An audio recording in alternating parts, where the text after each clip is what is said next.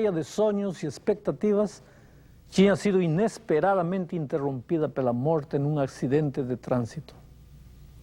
Como ajudar um pai nestas circunstâncias?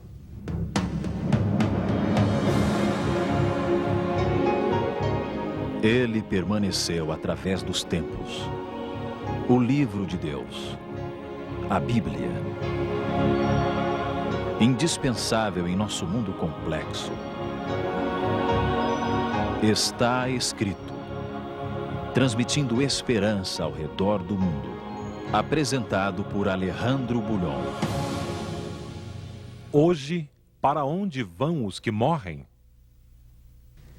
Aquele pai me dizia com voz embargada: pastor, se ao menos eu soubesse com certeza onde está meu filho. Mas cada um me dá uma versão diferente. Uns dizem que o espírito dele continuará sofrendo enquanto eu não saldar todas as dívidas dele. Outros afirmam que ele reencarnou em outra vida e que hoje é mais feliz do que a gente. E há ainda outros que me aconselham a confiar em Deus, porque, segundo eles, se meu filho foi bom, está no paraíso. E se não, que Deus tenha piedade dele.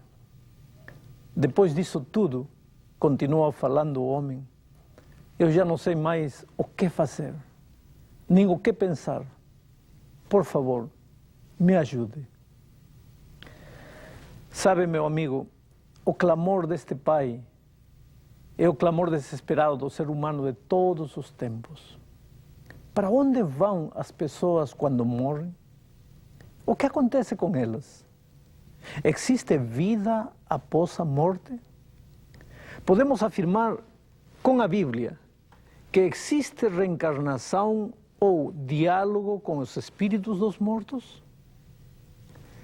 O livro de Apocalipse é uma solene advertência ao homem que vive nos dias de hoje. Afinal, o inimigo usará como instrumento poderoso para enganar aos homens todo o que estiver relacionado com o estado dos mortos. Sabemos que o diabo usará todos os recursos que estiverem ao seu alcance para levar o ser humano a adorar qualquer coisa e obedecer a qualquer um, menos a Deus. Houve um período na história em que, através do poder romano dos césares e imperadores, o diabo usou a força, a perseguição e a morte para forçar a consciência das pessoas.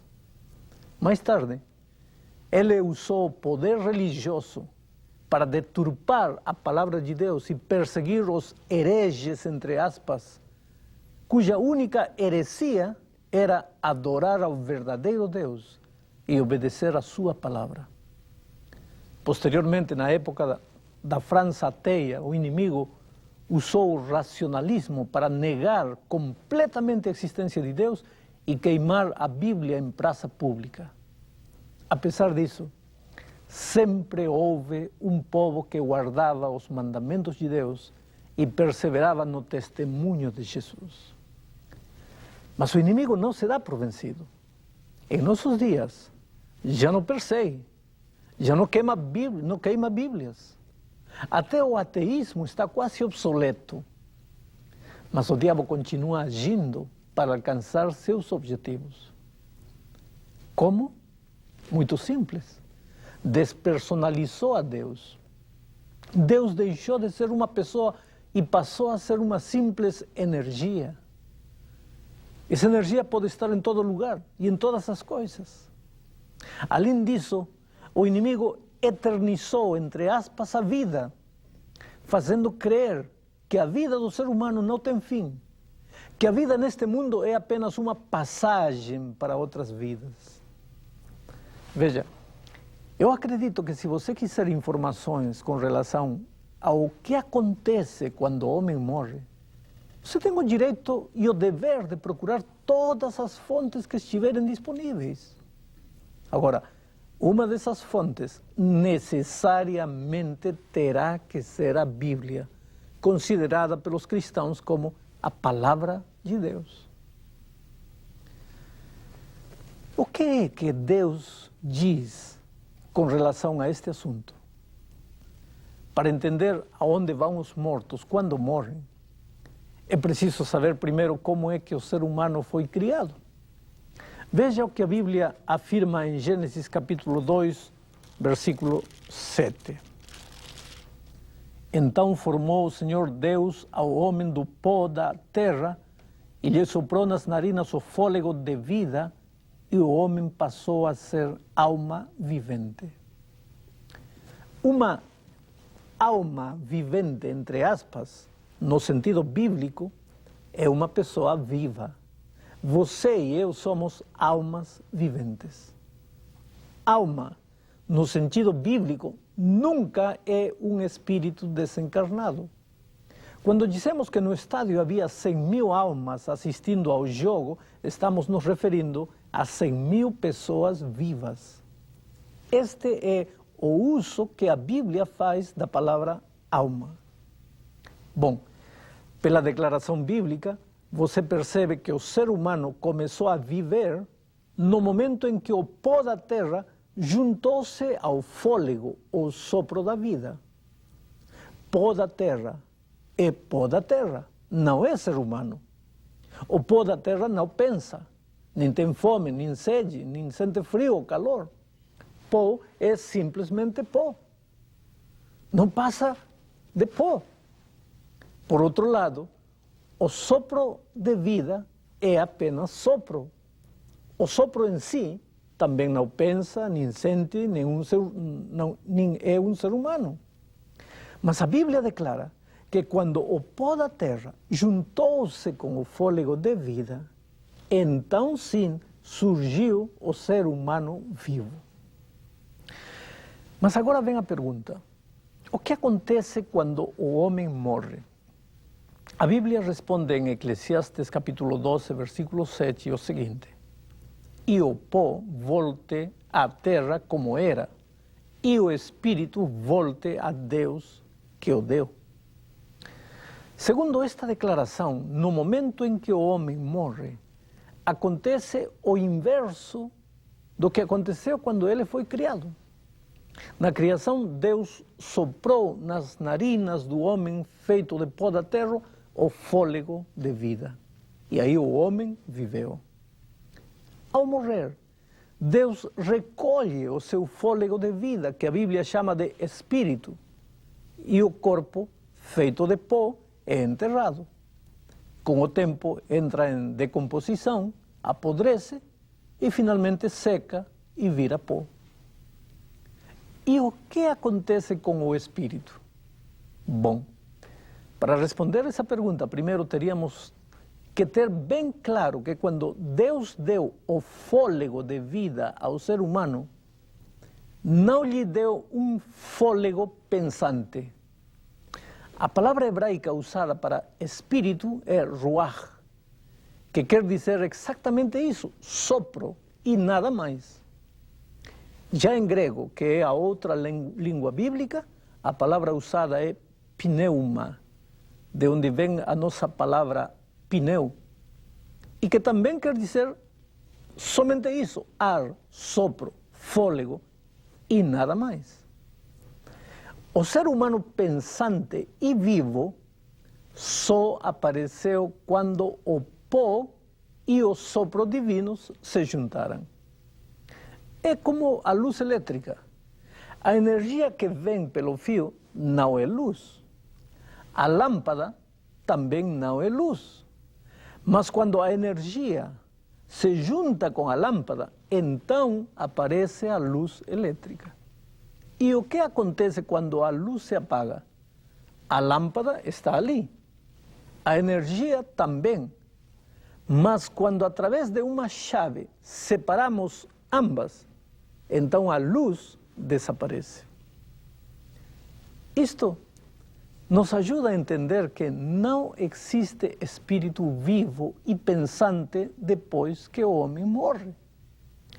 A Bíblia é categórica ao afirmar em Eclesiastes 9, versículos 5, 6 e 10 o seguinte: porque os vivos sabem que hão de morrer, mas os mortos não sabem coisa nenhuma, nem tampouco terão eles recompensa, porque a sua memória jaz no esquecimento. Amor, ódio e inveja para eles já pereceram. Para sempre não tem eles parte em coisa alguma do que se faz debaixo do sol. Tudo quanto te vier à mão para fazer, faça-o conforme as tuas forças. Porque no além para onde tu vais, não há obra, nem projetos, nem conhecimento, nem sabedoria alguma. Se a Bíblia, meu querido amigo, é tão categórica ao afirmar que quando o ser humano morre, acaba a vida para ele, de onde vem a ideia de que a vida não acaba e que o espírito continua vivendo após a morte? Para entender isto, voltemos à origem de tudo, no jardim do Éden. Deus aí disse ao ser humano que não deveria tocar o fruto da árvore da ciência do bem e do mal, porque o dia que o fizesse, certamente morreria, ponto. Mas então vem o diabo disfarçado em serpente e diz: não morrereis. Foi aquele o início da teoria de que o homem não morre. Foi o inimigo de Deus, o pai dessa ideia que hoje está em voga como nunca, até no meio cristão. Outro dia, um jovem me dizia: pastor, eu não acreditava na existência de espíritos, até que um amigo meu perdeu o pai e assistiu a uma sessão espírita e conversou com o espírito do pai. Não foi uma ilusão dele. Ele ouviu a voz do pai. E sabe, querido, eu não duvido que aquele jovem tenha ouvido uma voz, mas com certeza não era a voz de seu pai. Na Bíblia está registrada a história do rei Saul, que se desviou dos caminhos de Deus. Ele esqueceu das advertências claras de que não existem espíritos vivos vagando por aí e recorreu a uma médium espírita. A história está registrada aqui na Bíblia, em 1 Samuel, capítulo 28, 7, 8 e 11, da seguinte maneira, veja. Então disse Saul aos seus servos: apontai-me uma mulher que seja médium, para que me encontre com ela e a consulte. Disseram-lhe os seus servos: há uma mulher em Endor que é médium. Saul disfarçou-se, vestiu outras roupas e se foi, e com ele 2 homens. E de noite chegaram a mulher e lhe disse: peço-te que me adivinhes pela necromancia e me faças subir aquele que eu te disser. Então lhe disse a mulher: quem te farei subir? Respondeu ele: faça-me subir Samuel. A história continua dizendo que Samuel apareceu envolto num pano e conversou com Saul. Aparentemente Saul, como jovem que foi à sessão espírita, conversaram com espíritos de pessoas que já estavam mortas. Embora a Bíblia registre essa história, o contexto prova que aquele espírito não era o espírito de Samuel, e sim de algum espírito demoníaco. As provas do que estou afirmando são as seguintes. Primeiro, as indicações de que Israel nunca deveria consultar aos mortos eram bem claras. Isaías 8:19 afirmava o seguinte: quando vos disserem, consultai aos necromantes e aos adivinhos que chilreiam e murmuram, acaso não consultará o povo ao seu Deus? A favor dos vivos se consultarão os mortos? Ora, como podia Deus enviar uma mensagem para Saul através do espírito de um morto, se o próprio Deus proibira o consultar com os mortos? Segundo argumento, o registro bíblico de 1 de Samuel, capítulo 28, verso 6, diz que Deus não aceitava comunicar-se há muito tempo com Saul. O texto diz assim: consultou Saul ao Senhor, porém o Senhor não lhe respondeu, nem por sonhos, nem por urim, nem por profetas. A pergunta é: Se Deus não queria comunicar-se com Saul por meios considerados divinamente lícitos, como é que iria comunicar-se com ele por meio de um espírito? Esse era um meio completamente ilícito. Terceiro argumento. O texto bíblico de 1º livro de Crônicas, capítulo 10, versículo 3, registra o seguinte: morreu Saul por causa da sua transgressão cometida contra o Senhor, por causa da palavra do Senhor, que ele não guardara, e também porque interrogara e consultara uma necromante. Novamente vem a pergunta: como poderia Deus ter reprovado o fato de Saul ter falado com o espírito de Samuel, se tivesse sido Deus quem falou naquela ocasião? Bom, agora pensemos um pouco. Se o espírito com quem Saul falou não era o espírito de Samuel, que tipo de espírito era? O Apocalipse responde a esta pergunta no capítulo 12, versos 7 a 9. Veja o que diz. Houve peleja no céu. Miguel, ou seja, Jesus e os seus anjos, pelejaram contra o dragão. Também pelejaram o dragão e seus anjos. Todavia não prevaleceram, nem mais se achou no céu o lugar deles. E foi expulso o grande dragão, a antiga serpente que se chama Diabo e Satanás, o sedutor de todo mundo. Sim, foi atirado para a terra e com ele os seus anjos. E qual é a atividade desses anjos malignos hoje? Qual é a grande especialidade do diabo? Seduzir e enganar. E é justamente a isso que seus anjos se dedicam. Eles se disfarçam de espíritos de mortos e aparecem nas sessões espíritas. Eles são os fantasmas e almas penadas que vagueiam nas noites escuras. Eles se vestem de tradições, fábulas e lendas como o Saci Pererê, a mula sem cabeça, o chupacabras. E com essas tradições, ele tenta atingir o povo mais simples. Outras vezes, manifestam-se através dos OVNIs, objetos voadores não identificados, os seres extraterrestres, e desta vez para alcançar as mentes mais sofisticadas. Não morrereis, disse a serpente, no jardim do Éden. E essa mensagem da imortalidade da alma será um dos instrumentos mais poderosos de engano e sedução que o inimigo usará neste fim dos tempos. Você poderá achar essa mensagem adaptada para todos os gostos.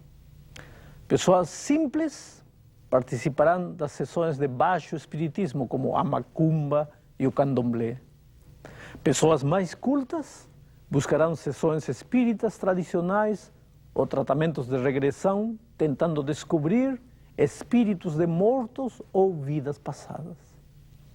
Muitas destas atividades se apresentarão no seu estado grotesco, como sangue de galinhas e bodes pretos, ou despachos misteriosos em determinados lugares. Já outros se apresentarão em formas de atividades de filantropia e beneficência social, despertando a pergunta: que mal tem? Sabe, querido, o homem moderno buscará a sabedoria nos espíritos iluminados, entre aspas, dos faraós egípcios ou dos incas peruanos de Machu Picchu. Tentará comunicar-se com seres extraterrestres ou buscará a sabedoria e técnicas médicas através do espírito de médicos famosos que já estão mortos. Enfim, não há limite para os esforços que o inimigo fará a fim de espalhar a mensagem de que o espírito do homem nunca morre. Você poderá ver essa mensagem todos os dias, através das novelas e dos filmes na TV, no rádio, nas revistas e os jornais. Poderá ouvi-la nas conversas de botequim e correndo de um lado para outro, na boca do povo, apresentada por artistas famosos, estrelas de televisão e personalidades de destaque. Mas por que todo esse esforço para divulgar a mensagem de que o homem em realidade não morre? Porque se a alma não morre, não há por que preocupar-se muito com esta vida. Ora, se acertamos ou erramos, qual é o problema? Existem outras vidas. Para que salvação? Cristo, obediência à palavra de Deus. Para que tudo isso, se teremos a eternidade toda para continuar evoluindo? A Bíblia ensina claramente que existe imortalidade só em Cristo. Por outro lado, o inimigo ensina que a imortalidade está em você. A Bíblia sempre tenta conduzir a adoração do homem a Deus. Já o inimigo tenta conduzir a adoração do ser humano a qualquer coisa, menos a Deus. A palavra de Deus é clara ao ensinar que quando o ser humano morre, seu corpo volta para a terra e o sopro de vida retorna a Deus. Não existe mais consciência a partir desse momento. São equivocadas as ideias de que os espíritos dos maus vão para o inferno, dos bons ao paraíso, dos mais ou menos bons ao purgatório e das criancinhas ao limbo. Ou então, que eles andam vagueando por aí ou reencarnando-se em outras formas de vida.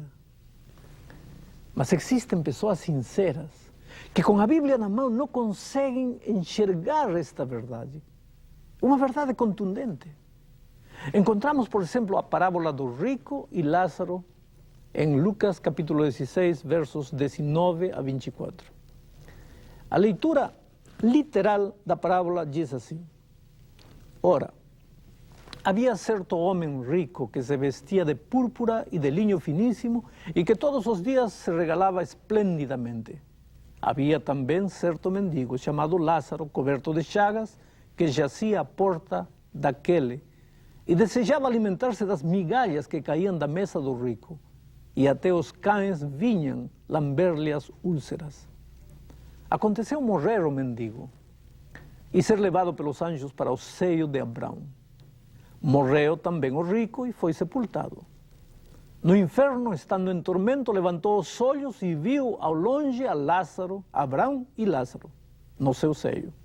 Então, clamando, disse: Pai Abraão, tem misericórdia de mim, e manda Lázaro que molhe em água a ponta do dedo e me refresque a língua, porque estou atormentado nesta chama.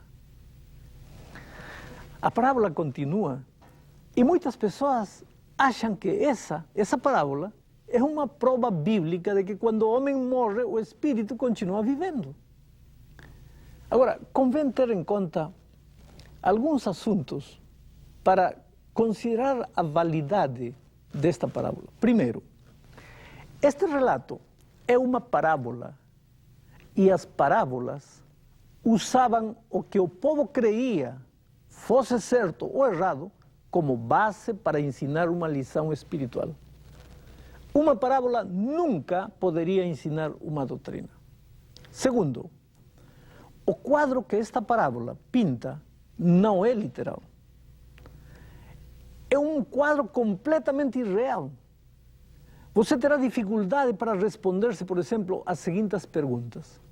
De que tamanho era o seio de Abraão, para que lá coubessem todos os espíritos dos mortos? Aonde foram os mortos que morreram antes de Abraão? Se os mortos, quando morrem, vão para o seio de Abraão. Aonde foram? Está o seio de Abraão, que segundo a parábola é a morada dos justos, tão perto do inferno, de modo que as pessoas de ambos os lados pudessem conversar? É Abraão chefe lá nos céus, sem cuja autorização ninguém pode fazer nada? É a ele e não a Deus que os homens devem pedir misericórdia?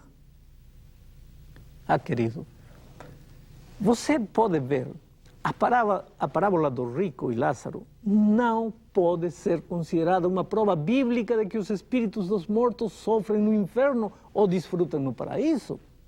O ensinamento bíblico é claro ao afirmar que quando o homem morre, na realidade, é como se adormecesse na inconsciência até o dia da ressurreição. São Paulo declara em 1 aos Tessalonicenses, capítulo 4, versos 13 e 16, o seguinte: Não queremos, pois, ou porém, irmãos, que sejais ignorantes com respeito aos que dormem, para não vos entristecerdes como os demais que não têm esperança. Porquanto o Senhor mesmo, dada a sua palavra de ordem, ouvida a voz do arcanjo e ressoada a trombeta de Deus, descerá dos céus e os mortos em Cristo ressuscitarão primeiro. Esta é a bendita esperança do cristão. Meu amigo querido, se a morte arrancou de você um ser querido, pode ter a certeza de que ele está dormindo. Seu corpo voltou à terra e o sopro de vida está em Deus. Seu ser querido não tem mais consciência de nada. Ele não sofre, nem se alegra. Não tem frio, nem fome. Ele apenas descansa em Cristo. O inimigo de Deus pode inventar a teoria que quiser com relação ao estado dos mortos ou à imortalidade da alma. Crer que o espírito dos mortos vive pode ser hoje o tema de moda. Mas quais são as provas? Onde nascem as teorias? Quais as fontes de informação? Apocalipse 14, verso 13, diz o seguinte, e é incisivo ao declarar: bem-aventurados os mortos que desde agora morrem no Senhor. Sim, diz o Espírito, para que descansem das suas fadigas, pois as suas obras os acompanham. Está você triste pela morte de um filho? A saudade bate sem parar? Prepare-se. O Senhor Jesus voltará logo e ressuscitará seu filho. Você poderá abraçá-lo novamente. Hoje, ele descansa de suas fadigas. Apenas suas obras o acompanham. Guarde as lembranças dos momentos felizes que passaram juntos e aguarde ansioso a manhã da ressurreição. Oremos. Querido Pai, coloco a esperança no coração de todas as pessoas que assistiram a este programa. A esperança da volta de Cristo e a ressurreição de nossos seres queridos. Em nome de Jesus. Amém.